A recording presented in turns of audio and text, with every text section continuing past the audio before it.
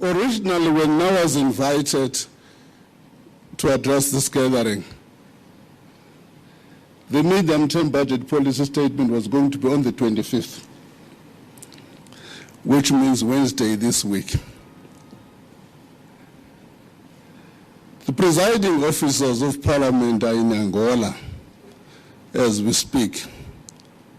They have decided to postpone the medium-term budget policy statement to next Wednesday.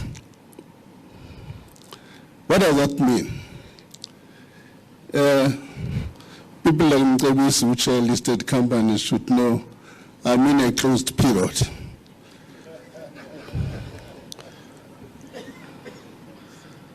I'm in a closed period. So, what am I going to do in that environment? In that environment, I'm going to tell you what you know. And tell you what you know, how what you know is my pain. And demonstrate what is the nature of that pain. And say, leave you with an agenda which I'm likely add to your shopping list of the agenda items you're going to deal with over the weekend. I'll also try and resolve those matters and contribute to this debate on Wednesday next week.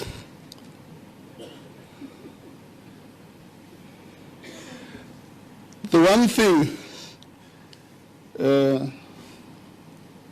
I was told, okay. Dion has helped me because what I wanted to talk about are what are the headwinds globally and how are they going to impact in what we're going to do. I don't want to repeat in most of what you have said. Those are the global risks we're also facing. But what I want to show is what the IMF in September is saying about the South African economy. It says its growth is going to be 9%. Early in the year, they said it's going to be 1%. The Reserve Bank of Fundi and them said it's going to be 3%. We're we said it's going to be 9%. Why was such a difference in the model? Is one issue. Is the intensity of load shedding. How you model load shedding give you different outcomes. We're a bit optimistic that we're not going to have intensity of load shedding this year. The outcome in the first quarter was different. So I'm not going to talk much about that. What am I doing? I'm getting lost in the use of the technology. I want to go back.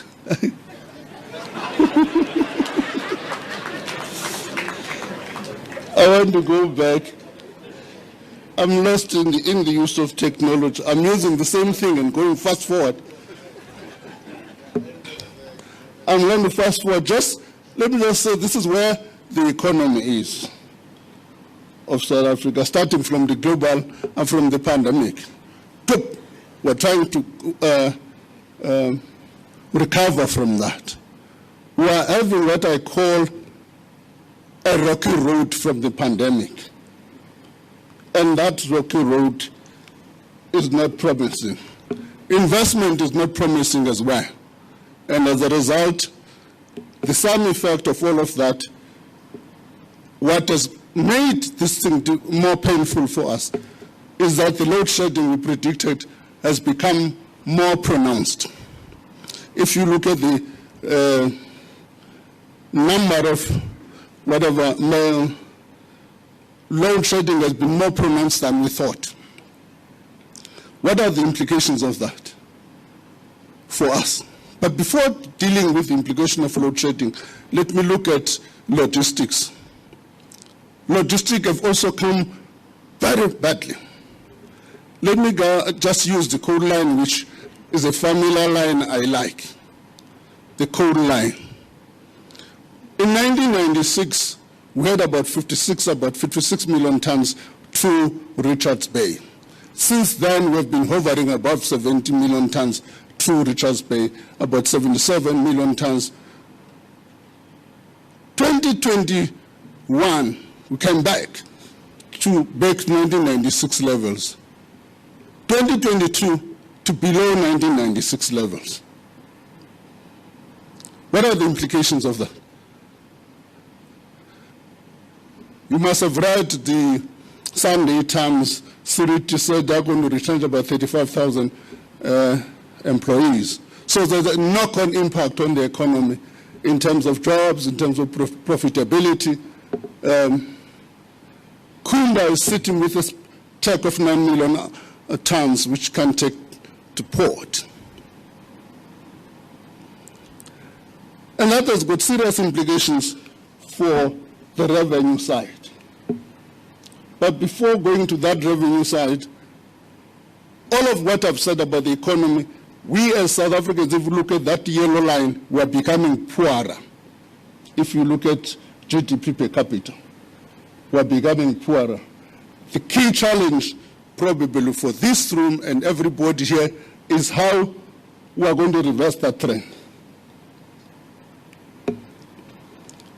Coming to the revenue side, I've said the intensity of load shedding has been more pronounced. Logistics have become much difficult. What has happened? Rising from the first quarter, revenue fell substantially than we predicted.